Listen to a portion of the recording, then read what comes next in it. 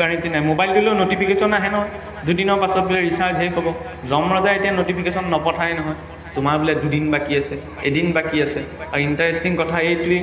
যে আমি ক্ৰমাৎ দিনৰ পিছত দিন ঘণ্টাৰ পিছত ঘণ্টা বাগৰি গৈ আছে মানে ক'লৈ গৈ আছোঁ মৰিবলৈকে গৈ আছোঁ সেইটো হৈছে বাস্তৱিকতা যেতিয়া আমি মৃত্যু অভিমুখেই হৈ আছোঁ সেই মৃত্যুটোৰ সন্মুখীন যাতে কেনেদৰে হওঁ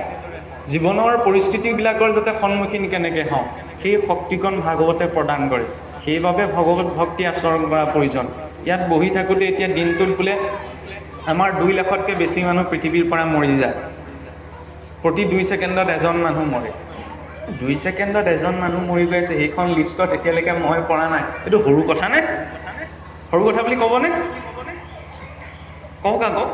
এইটো সৰু কথা নে ডাঙৰ কথা এইটো সৰু কথা নহয় কাৰণ এতিয়ালৈকে যে মৰা নাই কাৰণ নিজেতো উশাহ নিশাহ লৈ থকা নাই নিজে লৈ আছোঁ জানো ইমান দামী দামী অংগ প্ৰত্যংগ ঈশ্বৰে শৰীৰটোত ভৰাই দিছে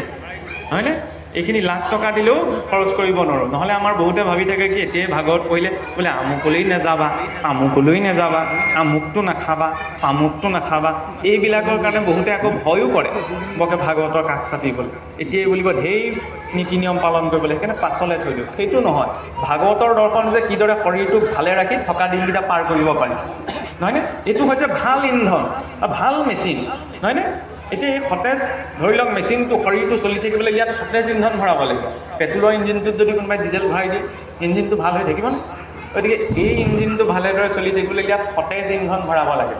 বুজি পাইছে চাগে কিহৰ কথা কোৱা হৈছে বৰকে মাছ মাংসৰ কথা আজিকালি নোকোৱা হ'লে বুজিছেনে ক'লে ৰাইজে পিছত ঢেৰ গালি দিয়ে সেইকাৰণে খোৱা বোৱাটো অন্ততঃ নিজৰ কথা মাত্ৰ এইটো চিন্তা ঈশ্বৰে যেতিয়া ইমান ভাল শৰীৰ এটা দিছে ইয়াত বহি পেলাই উদাহৰণ হিচাপত আপুনি নিজকেই চাবচোন শুদ্ধ হাতীক কিবা এটা খাওক গাটো খোৱাৰ পিছত গেৰু গেঠু নালাগে মাছে মাংসে এগাল খোৱাৰ পিছত আকৌ গাটো গেৰু গেঠু লাগে নহয় কিয় লাগে কাৰণ এইটো মৰা বস্তু এটা ভৰালে মৰা বস্তুটোৰ পৰা এতিয়া শক্তি আহৰণ কৰিবলৈও শৰীৰত জমা শক্তি কিছুমান অপচয় হয় সেইকাৰণে ইয়াত পৰাপক্ষত সতেজ বস্তু ভৰাব পাৰিলে ভাল সেইটো হৈছে চিন্তা এতিয়া চাওকচোন ভাগৱত মাৰ্গত যি 6টা বিষয়ৰ কথা কোৱা হৈছে যে ঈশ্বৰ ভক্তি কৰাৰ ভাগৱত আচৰণ কৰাৰ ভাগৱত নামানো বুলি কোৱাজনক এতিয়া ভাগৱতে ভাগৱত দ্ৰোহী বুলি কোৱাও নাই নহয় ধৰ্ম বুলি ক'লে আমি কি বুজোঁ যে ধৃতি সমা দমুষ্টেয়ম শৌচমিনন্দ্ৰিয় নিগ্ৰহ ধী বিদ্যা শতকৰ্ম ক্ৰোধ দশকম ধৰ্ম লক্ষণ ধৰ্মৰ 10টা লক্ষণ আছে সেই ধৰ্মৰ 10টা লক্ষণ থাকিলে মই নিজকে ধাৰ্মিক বুলি ক'ব পাৰোঁ কি বোলে ধৃতি ধৈৰ্য ধৰ্মৰ প্ৰথম লক্ষণ কি যে ধৈৰ্য কাৰণ চাওকচোন আগতে হিৰণ্যকশিপুৱে ব্ৰহ্মাক আৰাধনা কৰিছে বুঢ়া আঙুলিটোৰ ওপৰত থিয় হৈ আছে উইয়ে ধৰি গ'লগৈ ইমান ধৈৰ্য আছে অসুৰ আছিল যদিও যে বিচলিত নহ'ল ভাবি চাবলৈ গ'লে এইটো সৰু কথা নে গোসাঁই ঘৰত বহিলে মহ এটা পৰিলে কিমান ধৈৰ্য আছে আমাৰ ওলাই পৰে সেইফালে সেইটো কশিপুৱে বুঢ়া আঙুলিৰ ওপৰত থিয় হৈ উইয়ে ধৰি মঙহ গেলি গ'লগৈ তেতিয়ালৈকে বিচলিত নহ'ল জীৱনত যদি ধৈৰ্য নাথাকে তেতিয়াহ'লে ধৰ্ম নহয়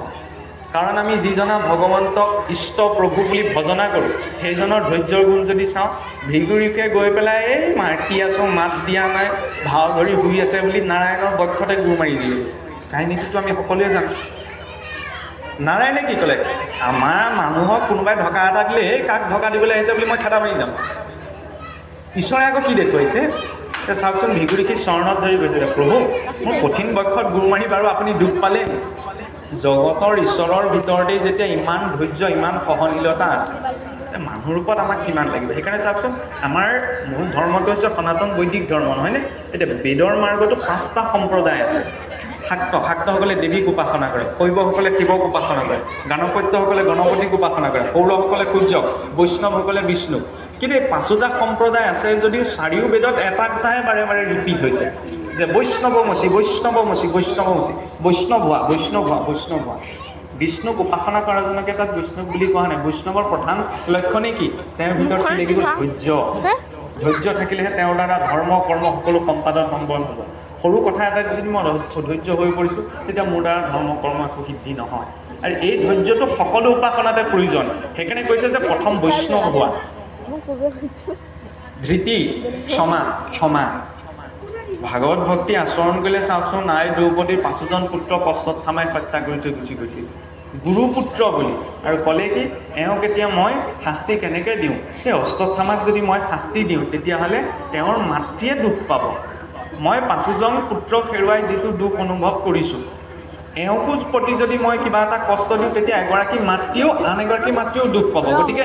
মই নিজে এগৰাকী মাতৃ হৈ আন এগৰাকী মাতৃৰ দুখটো মই কেনেকৈ সহন কৰিম? এইটো হৈছে চিন্তা। সেইকাৰণে জীৱনত ক্ষমা লাগে। কংসক আকাশবাণীয়ে কৈছিল যে তোমাৰ ভণ্টিৰ বা ভগ্নীৰ 8ম সন্তানে তোমাক মাৰিব। কংসই যদি অকণমান সহজভাৱে ল'লেহেঁতেন, এই এনেওতো মৰিব লাগিবই, ভাগিনৰ হাততে মৰিম যেতিয়া ভালহে, বহুত দিন আছে জীয়াই থাক, এই সৰলতাই লোৱাহেঁতেন ইমানখিনি কঠিন পৰিস্থিতিৰ সৃষ্টি নহয়। সেইটো মাত্ৰ বুজাবলৈহে বিচৰা কৰিছে। সেইকাৰণে ক্ষমা লাগে। ধৃতিক ক্ষমা দমস্তেয়, দমন লাগে। নিজৰ ইন্দ্ৰিয়সমূহক অকণমান সংযম কৰা। এতিয়া ইন্দ্ৰিয় সংযম কেনেকৈ কৰিম? আগতে বোলে ঋষিমুনিসকল বায়ু ভোজন কৰিও বহুতে নিজৰ ইন্দ্ৰিয়সমূহক সংযম কৰিব নোৱাৰিলে, হয়?